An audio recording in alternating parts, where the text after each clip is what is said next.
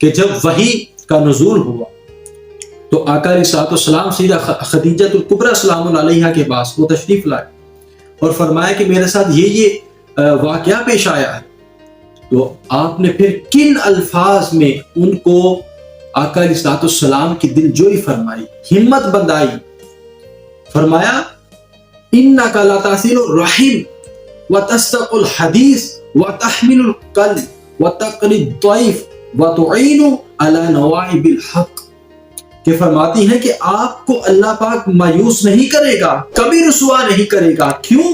کیونکہ آپ تو صلہ رحمی کرنے والے، آپ سچی بات بولنے والے ہیں.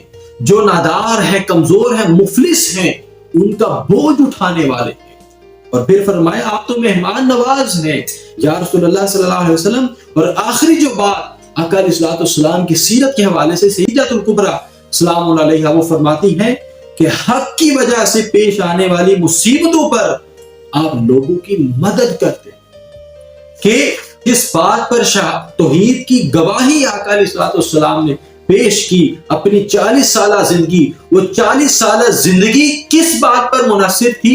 وہ خدمت خلق، بہترین نمونہ. تو یہ وہ صفات تھیں جو آقا علیہ الصلوۃ والسلام کی سیدہ خدیجہ الکبریٰ سلام اللہ علیہا انہوں نے بیان فرمائی.